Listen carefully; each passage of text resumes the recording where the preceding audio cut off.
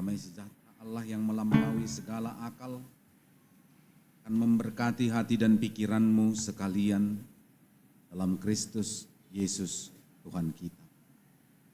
Amin. Bapak Ibu, saudara-saudari yang terkasih, kita yang berbahagia pada pagi hari ini yang berkumpul bersama di sini bersuka cita di dalam merayakan pesta Gotilon. Sembari kita bersyukur 94 tahun penyertaan Tuhan untuk gerejanya HKBP Palembang dan juga mensyukuri 162 tahun HKBP Ojak di Tonga-Tongani Portibion. Karena itu firman Tuhan menyapa kita di dalam sukacita kita pada hari ini dari kitab Yesaya pasal 5 ayat 1 sampai dengan ayat 7. Saya akan membacakan firman Tuhan, demikian bunyinya.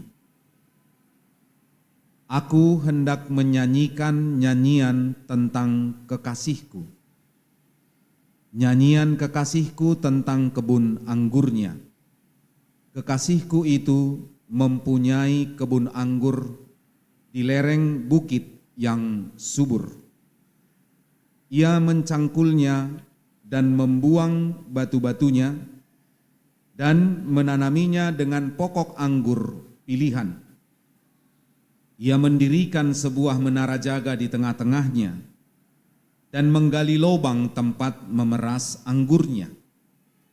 Lalu dinantinya supaya kebun itu menghasilkan buah anggur yang baik, tetapi yang dihasilkannya ialah buah anggur yang asam. Maka sekarang hai penduduk Yerusalem dan orang Yehuda, adililah antara aku dan kebun anggurku itu. Apakah lagi yang harus diperbuat untuk kebun anggurku itu yang belum kuperbuat kepadanya? Aku menanti supaya dihasilkannya buah anggur yang baik. Mengapa yang dihasilkannya hanya buah anggur yang asam? Maka sekarang aku mau memberitahukan kepadamu apa yang hendak kulakukan kepada kebun anggurku itu. Aku akan menebang pagar durinya, sehingga kebun itu dimakan habis dan melanda temboknya, sehingga kebun itu diinjak-injak. Aku akan membuatnya ditumbuhi semak-semak, tidak dirantingi dan tidak disiangi, sehingga tumbuh putri malu dan rumput. Aku akan memerintahkan awan-awan supaya jangan diturunkannya hujan ke atasnya. Sebab kebun anggur Tuhan semesta alam ialah kaum Israel dan orang Yehuda ialah tanaman-tanaman kegemarannya. Dinantinya keadilan, tetapi hanya ada kelaliman. Dinantinya kebenaran, tetapi hanya ada keonaran. Demikian firman Tuhan. Bapak Ibu, saudara-saudari yang terkasih dalam Kristus Yesus, di zaman perjanjian lama di mana Yesaya bekerja menjadi nabi yang dipanggil oleh Tuhan, memiliki kebun anggur adalah merupakan simbol dari kepemilikan mewah yang tidak semua orang mampu memiliki kebun anggur. Kenapa? Karena memang untuk memiliki kebun anggur butuh banyak biaya dan juga konsistensi dalam mempekerjakan banyak orang untuk mengusahai kebun anggur tersebut sampai menghasilkan buah anggur yang baik. Untuk membangun sebuah kebun anggur membutuhkan banyak biaya dan membutuhkan begitu banyak pekerja untuk menjaga, merawat, memelihara, serta memanen hasil dari kebun anggur tersebut.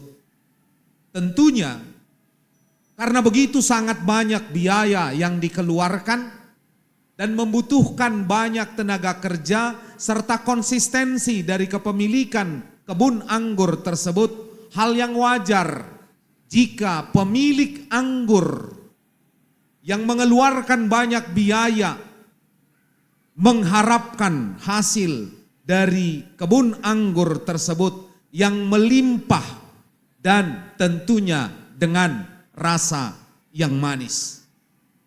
Hal itu menjadi konsekuensi dari kepemilikan kebun anggur, karena tidak mungkin ada seorang pemilik kebun anggur yang menanam, yang menjaga, yang merawat, yang mengeluarkan banyak biaya dan disiplin dalam menjaga kebun anggur tersebut, memberikan apa yang terbaik untuk kebun anggur tersebut. Mustahil dia tidak menginginkan buah yang baik dan buah yang manis yang dihasilkan oleh kebun anggur tersebut. Gambaran itu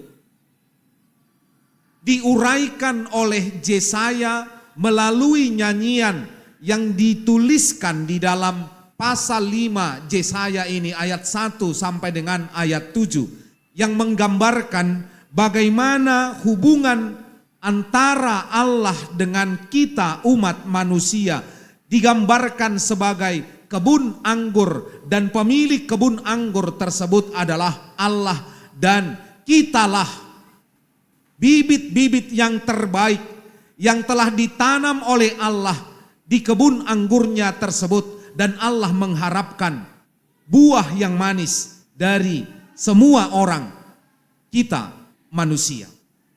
Tentu Bapak Ibu saudara-saudari yang terkasih, ketika kita kilas balik dalam proses penciptaan manusia sebagai kebun anggur milik Allah itu, kita melihat bahwa hanya ada satu perbedaan ketika Allah menciptakan semua yang ada di dunia ini, binatang, tumbuhan, dan segala ciptaan yang lainnya. Semua itu diciptakan oleh Allah hanya dengan firman, jadilah engkau matahari, maka matahari jadi.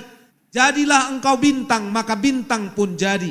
Jadilah engkau tanam-tanaman dan tumbuh-tumbuhan yang tumbuh di seluruh bumi ini, maka tumbuhan itu jadi.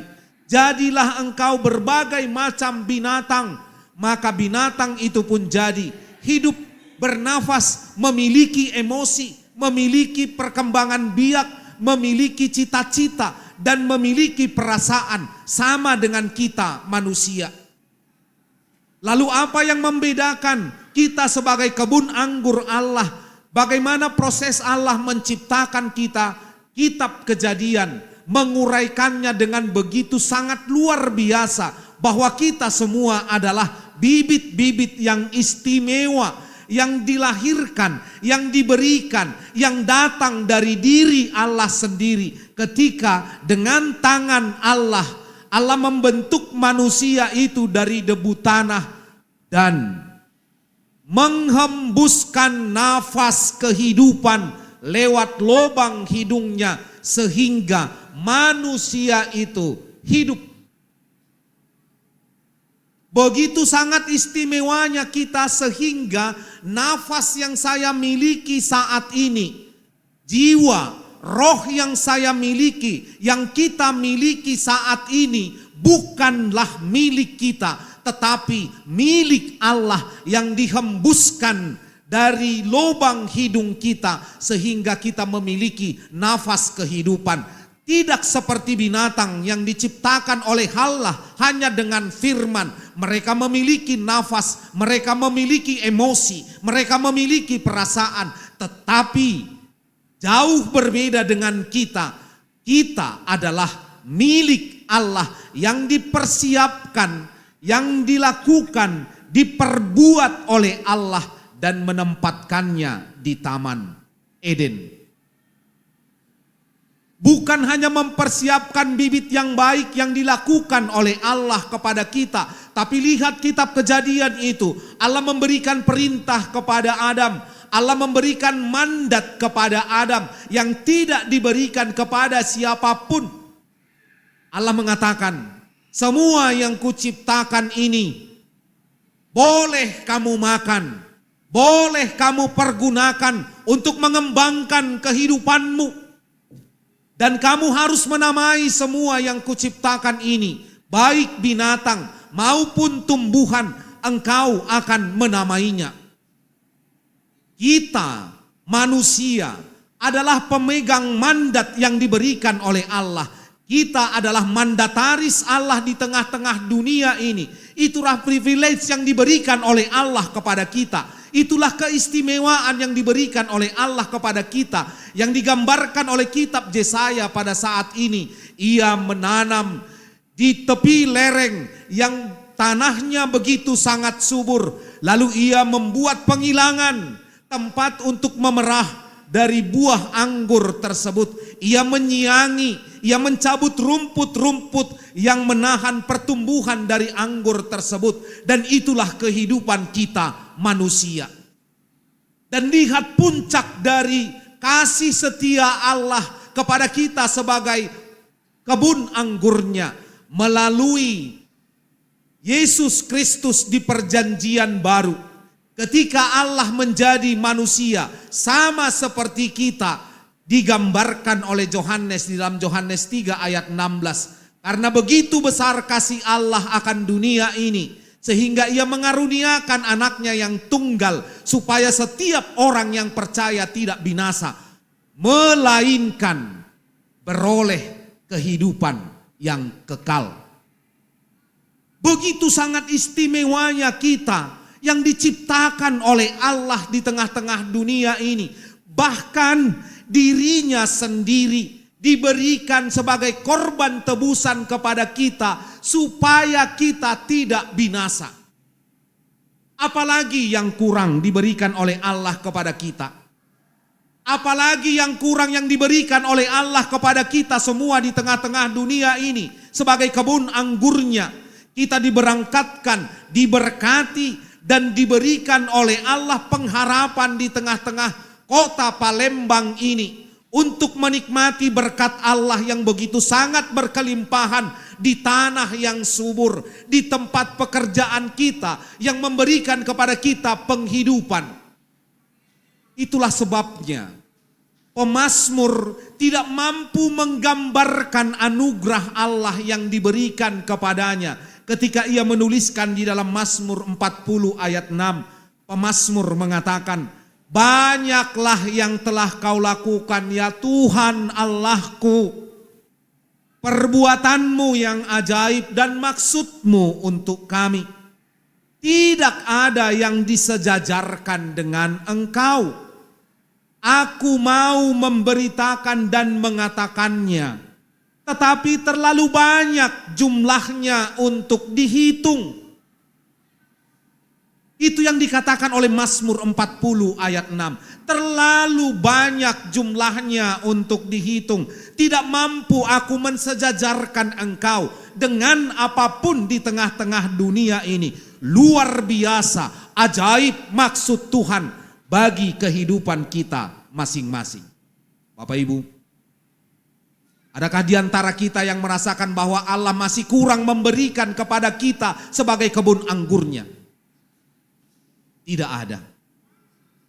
Pasti kita memiliki pernyataan seperti pernyataan Pemazmur 40 ayat 6 tadi. Tidak ada dan terlalu besar jumlahnya untuk dihitung berkat-berkat Allah yang telah kita terima sejak kita dilahirkan ke dunia ini sampai sekarang. Kita diberkati oleh Tuhan dan tidak pernah berkesudahan kasih setia Allah. Terhirim do debata. Allah kecewa dengan kebun anggurnya. Allah kecewa dengan umat Israel yang telah dipersiapkan oleh Allah begitu sangat luar biasa, memberikan semua yang dimiliki oleh Allah kepada mereka. Tetapi Allah kecewa dengan mereka. Tarhirim do debatatu porlak anggurih. kita bisa lihat bagaimana Allah menyesal yang diungkapkan di dalam Kejadian 6 ayat 6. Allah dikatakan menyesal menciptakan manusia karena dosa yang begitu besar. Anggur yang seharusnya menghasilkan, kebun anggur yang seharusnya menghasilkan buah yang manis, ternyata kebun anggur tersebut menghasilkan anggur yang asam, beracun bagi kehidupan manusia pada waktu itu. Allah dikatakan menyesal. Kenapa Allah menyesal? Karena Kejadian 6 ayat 5 mengatakan kecenderungan hati manusia itu hanya membuahkan kejahatan semata-mata. Kecenderungan hati manusia itu hanya kejahatan semata. Di dalam hatinya, dirinya bukanlah anggur yang manis dan baik, tetapi anggur yang asam. Di dalam pikirannya hanya ada kejahatan semata-mata. Bahkan di dalam pasal 5 ayat 20 di dalam kitab Yesaya ini justru mereka mengatakan yang baik itu jahat dan yang jahat itu baik. Dan kita bisa melihat di dalam pasal 8 ayat 19 Yesaya mengatakan bangsa Israel justru menyandarkan dirinya kepada arwah-arwah orang meninggal, bukan kepada Allah Israel sebagai pemilik kebun anggur. Mereka menanyakan nasib mereka kepada para arwah-arwah nenek moyang mereka yang telah meninggal. Bagaimana mungkin itu bisa terjadi sementara mereka telah dicurahkan oleh Allah kasih setia yang begitu besar, apalagi yang kurang diberikan oleh Allah kepada mereka. 40 tahun mereka dibawa oleh Allah dari perbudakan Mesir sampai ke tanah Kanaan. Allah memberikan yang terbaik kepada mereka. Ketika mereka kepanasan, Allah memberikan tiang awan. Ketika mereka kedinginan, Allah memberikan tiang api kepada mereka. Ketika mereka kehausan, Allah memberikan air kepada mereka. Ketika mereka kelaparan, Allah menyuruh burung untuk mengantarkan makanan kepada mereka. Apa yang kurang diberikan oleh Allah kepada mereka? Kenapa mereka mengkhianati Allah? Bahkan mereka menyandarkan hidupnya kepada arwah-arwah dan penenung-penenung. Mengecewakan, sangat-sangat mengecewakan Allah. Bapak Ibu, saudara-saudari yang terkasih dalam Kristus Yesus. Benar, Allah itu, Allah yang kita kenal itu adalah Allah yang maha murah, Allah yang maha pengampun, Allah yang maha setia. Tetapi ingat, debata parimas doibana, Allah yang penuh dengan amarah. Allah yang penuh dengan amarah, bahkan dia mengatakan, aku akan membalaskan kepada keturunan ketiga dan keempat kepada mereka yang telah mengkhianati aku. Sehingga di dalam gambaran nas kita ini, Allah mengatakan, aku akan membuat kebun anggur itu ditumbuhi semak-semak, tidak dirantingi dan tidak disiangi, sehingga tumbuh putri malu dan rumput. Aku akan memerintahkan awan-awan supaya jangan diturunkannya hujan ke atasnya. Itu kekecewaan Allah. Dan kekecewaan Allah itu bisa kita lihat gambarannya di dalam perjanjian lama. Ketika Allah mendatangkan air bah, melenyapkan semua kehidupan yang ada di dunia ini hanya karena dosa manusia. Kita bisa melihat Allah mengacaukan bahasa dalam peristiwa Menara Babel. Kita bisa melihat 3 kali bangsa Israel dibuang oleh Allah karena keberdosaan mereka. Apalagi yang kurang yang dibuat oleh Allah kepada kita untuk memperingatkan kita. Untuk memperingatkan orang percaya itu supaya mereka menghasilkan buah yang baik, buah yang manis. Lalu Bapak Ibu saudara-saudari yang terkasih, tentunya sebagai kebun anggur, kita juga pasti tidak mau mengecewakan Allah.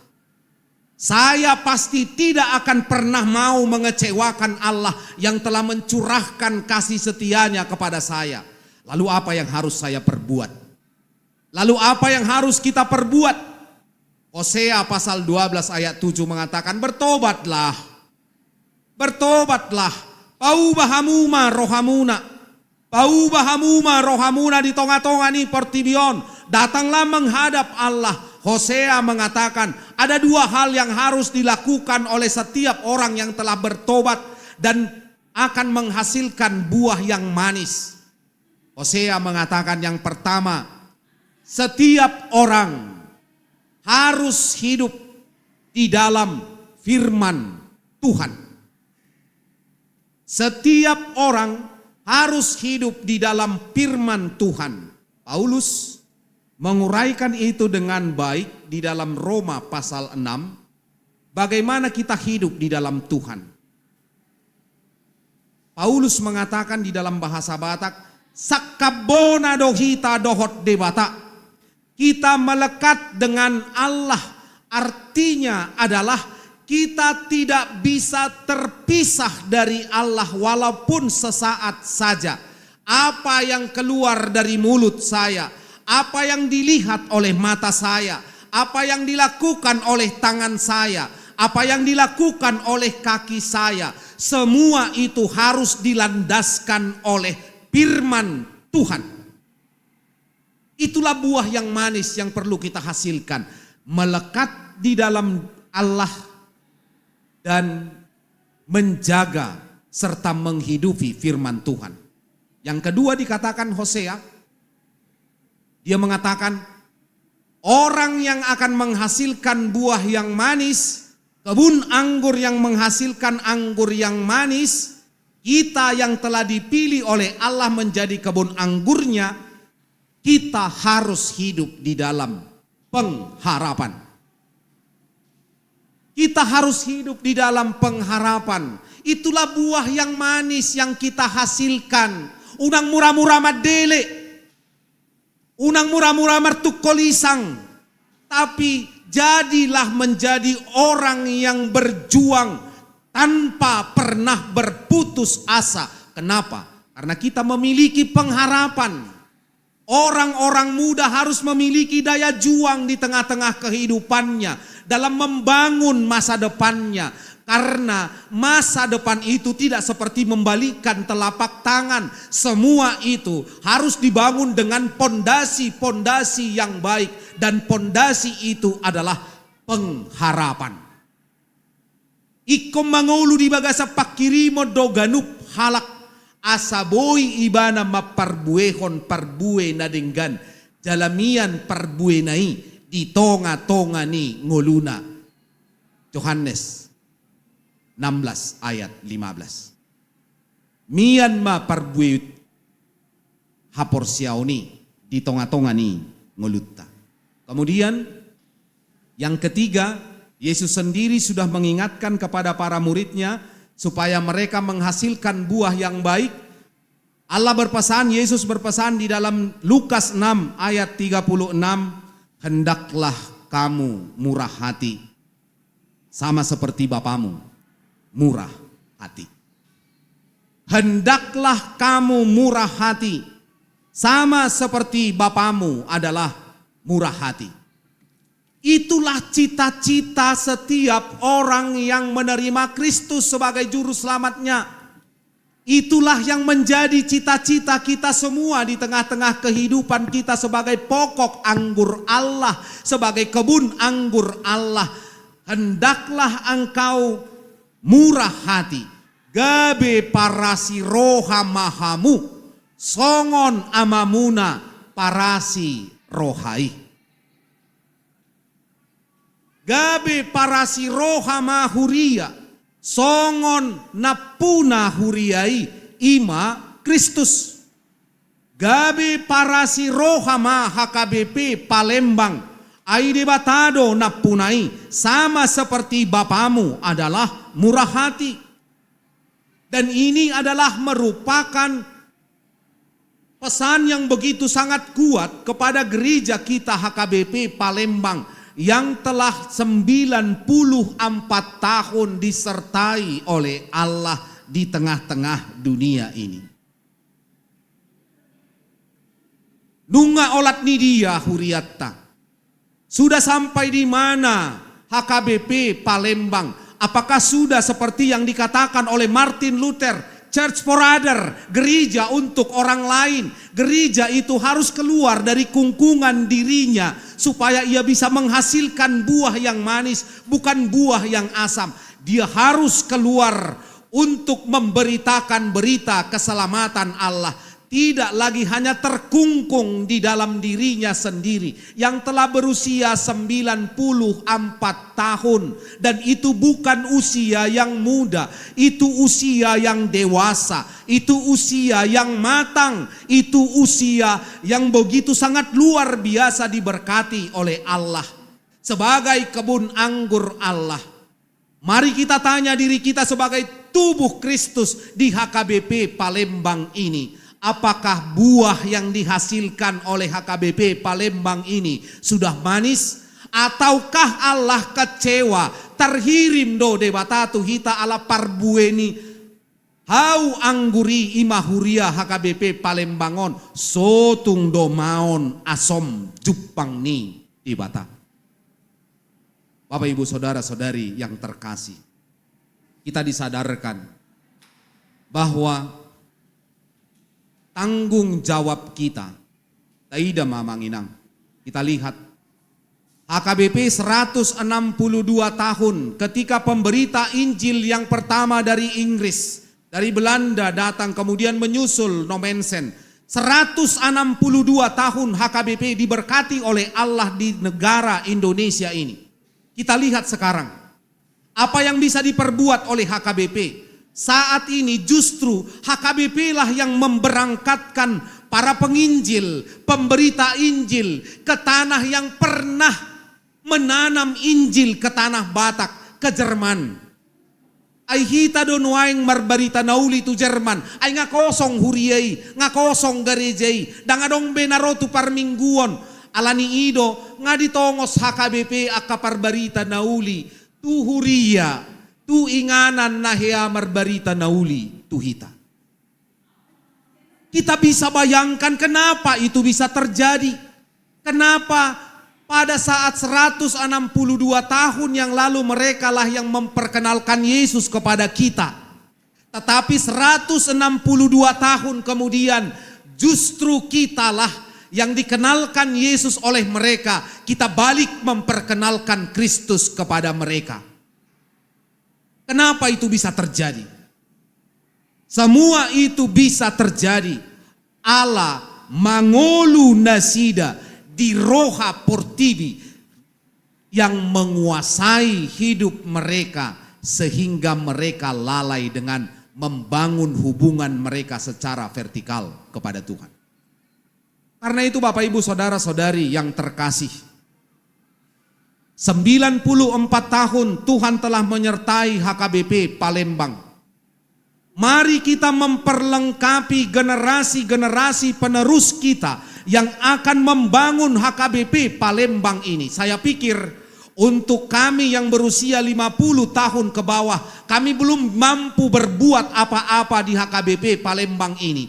Kami hanya sebagai penikmat atas buah yang dihasilkan oleh para orang tua kita yang telah berumur 70 tahun, yang membanting tulang, yang berpeluh, yang tidak kenal lelah membangun gereja ini. Sehingga kita menikmati bangunan gereja yang sangat monumental saat ini. Begitu sangat luar biasa keindahan gereja ini. Dan saya harus katakan itu bukanlah buah dari perjuangan saya. Itu masih buah perjuangan orang tua saya. Itu masih perjuangan opukku dope na berjuang untuk itu. Pertanyaannya, apakah saya yang telah menikmati saat ini, saya harus pergi dari dunia ini tanpa pernah berkarya seperti orang tua saya di HKBP Palembang? Laos maut dosongoni dangadong benabui hupatuduhon sebagai generasi penerus lapis kedua dari HKBP Palembang ini. Unang majo bangunan na monumental songonon karena ini tidak akan mungkin terulang kembali. Tetapi orang-orang muda, generasi-generasi muda HKBP Palembang yang berumur 40-an ke bawah, mari kita berjuang, mari kita membangun monumen kita sendiri yang akan diingat oleh generasi berikut dari diri kita. Kita punya potensi di HKBP Palembang ini untuk melahirkan itu. Naktapa buah-buah hepeng tapi itu miliar. Apa yang bisa kita hasilkan, yang bisa kita buahkan dari uang, dari materi, dari berkat Tuhan yang telah dicurahkan menjadi milik kepunyaan HKBP Palembang. Jangan hanya itu menjadi milik pemodal-pemodal besar yang memanfaatkan potensi yang kita miliki untuk kekayaan mereka, untuk kemapanan mereka sehingga kita lalai. Dan saya yakin ketika HKBP Palembang ini berusia 100 tahun, pada tahun 2029 yang akan datang, akan lahir sebuah monumen baru di HKBP Palembang yang akan diingat oleh generasi lapis ketiga di bawah saya nanti. Anak-anak saya akan mengingat, inilah karya dari bapakku, inilah karya dari orang tuaku. Maka mereka juga akan belajar dari saya untuk berkarya juga di HKBP Palembang ini. Dan saat ini juga kita bersukacita, bersyukur atas segala berkat Allah yang diberikan kepada kita melalui pesta Gotilon kita saat ini.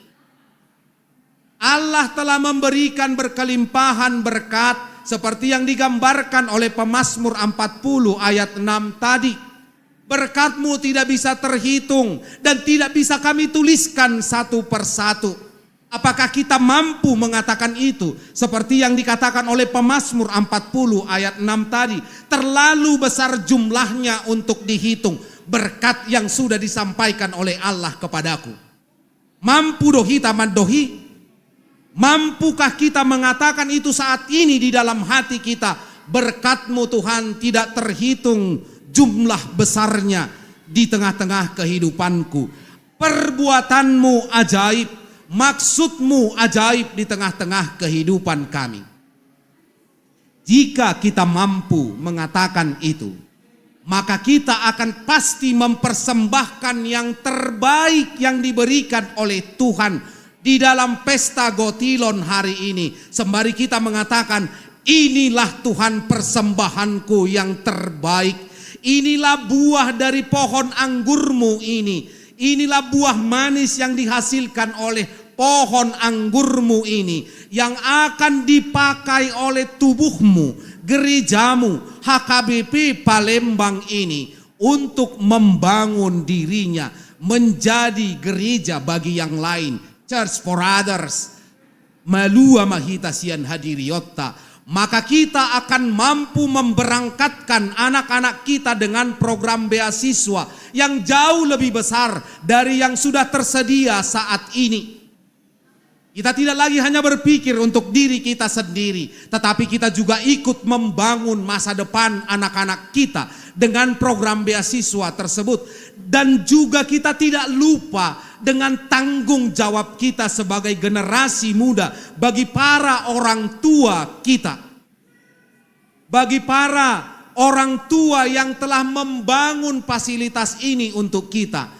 Kita juga memeriksakan kesehatan mereka setiap bulan sebagai bukti dari pengabdian kita kepada mereka. Mari kita topang itu. Mari kita topang. Mari kita topang juga HKBP Palembang ini menjadi berkat bagi yang lain. Bagi Sungai Baung pos pelayanan yang telah dibuka oleh HKBP Palembang. Bagi pos pelayanan di Pulau Rimau yang telah dibuka oleh HKBP Palembang. Bagi pelayanan di Sungai Rotan yang telah dibuka oleh HKBP Palembang. HKBP Palembang akan menjadi berkat bagi dunia ini. HKBP Palembang akan menjadi pekabar-pekabar Injil di tengah-tengah dunia ini. Mari kita berikan yang terbaik kepada Tuhan, karena Tuhan akan membuka tingkap-tingkap berkat-Nya dari langit untuk kita, yang memberikan dengan penuh sukacita, yang memberikan dengan penuh didorong oleh rasa iman. Dan itulah buah yang manis yang kita hasilkan sebagai kebun anggur. Dan itu akan kita wujud nyatakan hari ini.